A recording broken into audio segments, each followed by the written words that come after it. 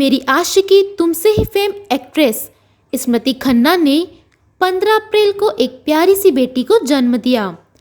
स्मृति और उनके पति गौतम गुप्ता ने अपनी नन्ही सी परी की पहली तस्वीर पोस्ट कर अपने फैंस के साथ यह खुशखबरी शेयर की।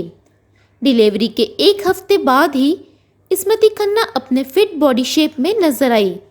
उन्होंने अपनी पोस्ट प्रेगनेंसी फोटो शेयर कर अपने लुक से सभी को चौंका दिया। स्मृति ने डिलीवरी के बाद अपनी फिटनेस स्टोरी खुलकर बताई। आइए आपको दिखाते हैं स्मृति का यह video.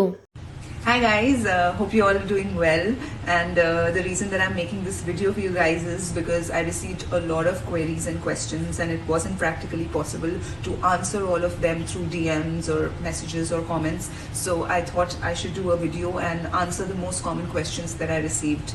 But before I begin, I just want to specify one thing, that I am no expert or no doctor, and you don't have to follow anything blindly. You should and you must do your little research, because that's what I used to do whenever I used to hear something good or something bad, that this is good for you and this is bad for you and this is something you shouldn't do. And because there are a lot of myths also around us, especially in our culture, so I used to go and do my little research. I mean, we are all born in a day and age now where Google is available and you can just go and do your little research online and read about it, and then follow anything, and not to follow anything blindly, even whatever I'm going to say. And this is purely about my own pregnancy and journey. So the questions that you guys wanted to ask me, I'm just going to answer those. First and the most common question that I always get is that if I had a normal delivery or a C-section. I had a normal delivery and I always wanted a normal delivery because I knew that the recovery is going to be much faster. And I did not do, honestly, a lot of people have also asked me what did I do to have a normal delivery. First of all, as I said, that I did my research on it. First of all, I read why normal delivery is so much better than C-section. I mean, I have nothing against women who want to go for a C-section, or people who think that they don't have the threshold for pain and they don't want to opt for a normal delivery. That's perfectly fine. It's personal choice. But my personal choice was that I wanted a normal delivery. Of course, I mean, anything could happen in that delivery room and the doctor can come and say that there is an emergency and we need to do an emergency C-section. Then that's fine. I mean, I was prepared for that as well. But now the next most common question that I have received is that what did I do for a normal delivery, or what workouts I followed during my pregnancy to stay fit. So let me begin by telling you that I am not a kind of person who's into hardcore working out or gymming and stuff. But yeah, I do believe in fitness and I do it my own way. So my workouts were very simple. I used to do a 30 to 40 minutes walk. This was in the second trimester, but I made sure that I walked 6,000 steps. Earlier I used to, I mean, in the second trimester I could do 8,000 also. We complete my workouts. I mean, I had to do my 6,000 steps no matter what. So even if I'm coming from somewhere and I'm coming late in the night at 11 or 12, I would, kind of complete my walks. So yeah, that was one thing that I did till the last day. And other than walking, I also did prenatal yoga. And prenatal yoga, I tried to do it like thrice a week, but sometimes it was just twice a week I could do it. But yes, I did follow it. I started in the 4th month, and then I continued it right till the end. I think even during the lockdown, I started doing the sessions on that Zoom app. So yeah, that also I followed pretty much till the end. And other than that, workouts I did not do. Yeah, I used to do my breathing and Kegel exercises and the pelvic floor exercises. You can read about them online. I can't show you right now, but they're very simple home exercises, and these are the exercises that you can also continue right after giving birth. So the doctor will advise you that you can continue with walking and your Kegel exercises even after giving birth, right from the very next day. It's really not about somebody showing their abs and this and that. People have different bodies, they have different genetics, metabolism. My metabolism is very good, I believe that, and I lose weight very easily. So another important element in fitness is nutrition. Yes, it's very important. I did have a nutritionist, and she would give me a diet. Honestly, I did not completely stick to it, but whatever I could do, I did. And I figured a way to do it, that I started including all the healthy things in my diet. So all the kachra and junk I started it started getting eliminated on its own, because how much can I eat, I started eating a lot of vegetables and fruits and nuts and all the healthier things. And that way, because I am used to eating a lot of outside food and stuff, the lockdown definitely helped towards the end. We couldn't get anything, so I had to eat home cooked food anyway. So if you're pregnant, I'm sure you're going to have your cravings and this and that. But even I did have my cravings, and I could not control it. Though I had it towards the end of my pregnancy, thankfully I did not have them in the first or the second trimester so much. But see, I can't control. If I want something, maybe I'll have it, but I can definitely control the quantities in which I have it. So they say that when you have like the first 2-3 bites, your taste buds are satisfied. After that, it's just greed. Having something unhealthy or fattening, then definitely you can control the quantities in which you are having it. And then, the next 2 days, just stick to a very healthy diet so that, it balances it out. So I think balance is the key. And, there is a big myth in our culture, as soon as women get pregnant, they just start hogging and they start eating for 2 and 3 and whatever, because they're being told now there's another life inside you and you have to eat a lot and this and that, which is a very wrong concept, because your baby is probably, in the first trimester, the size of a kidney bean or something. They don't need as much as you do. So why are you eating double? They are going to get everything that they need from your body. So don't worry about them. You have to worry about yourself. So make sure you're kind of eating more nutritious food, and rest everything will be taken care of. You don't have to eat for 2. Yes, you do need to increase your diet a little bit once you reach the 6th, 7th month.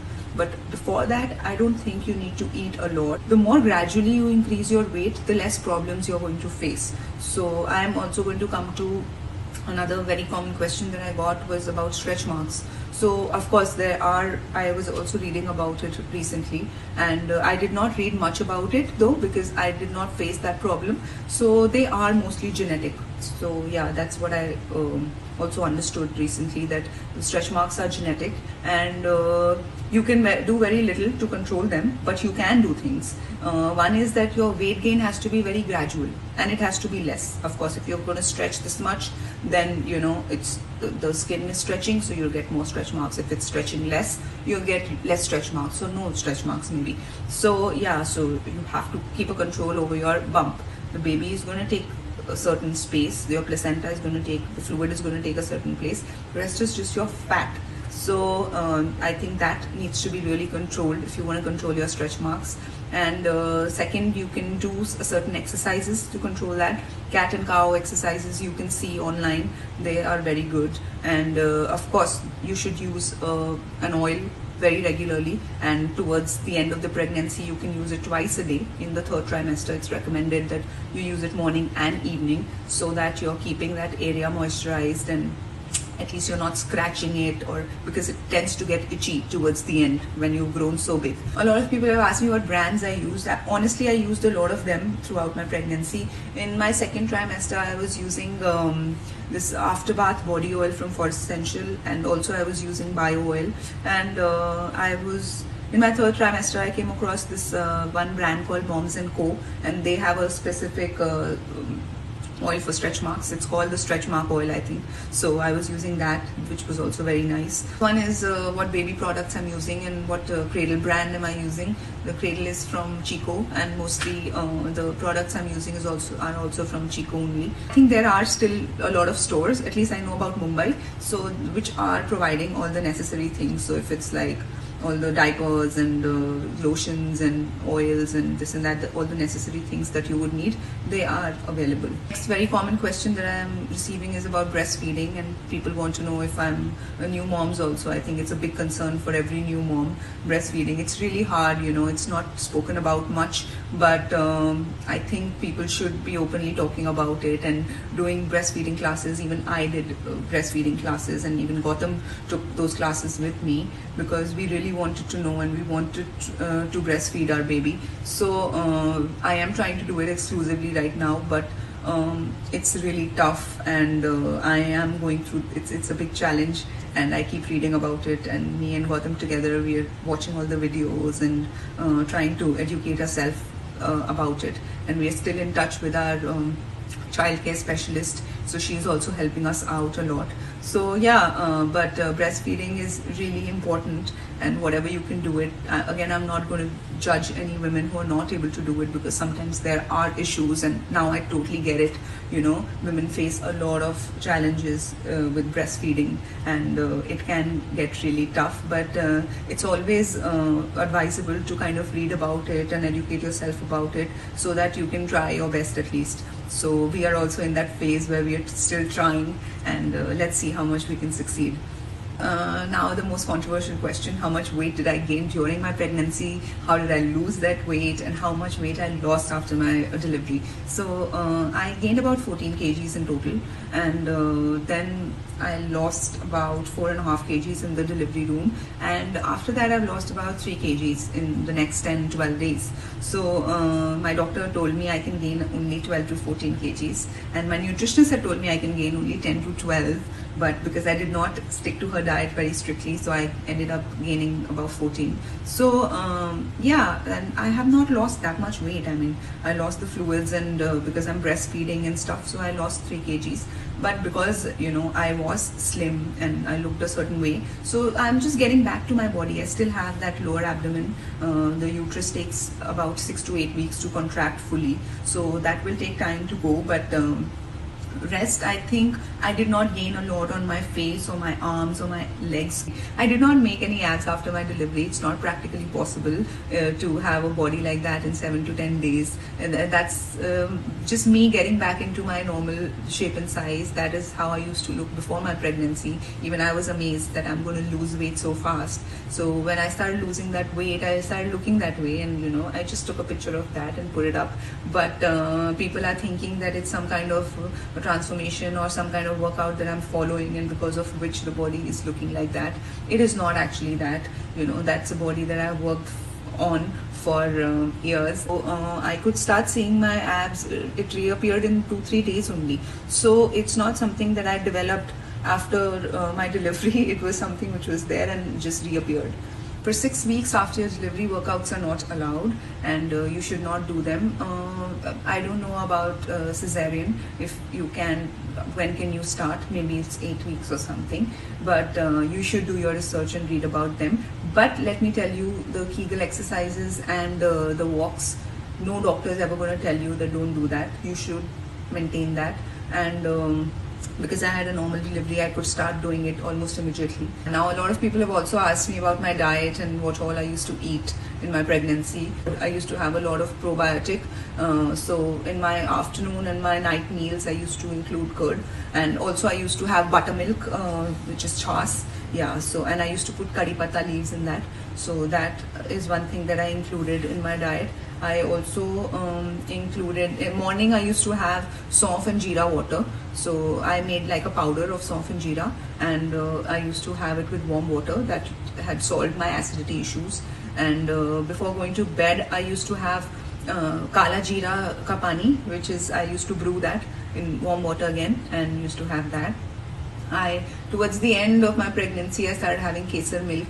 So I used to put some kesar in almond milk, and I used to have that before going to bed.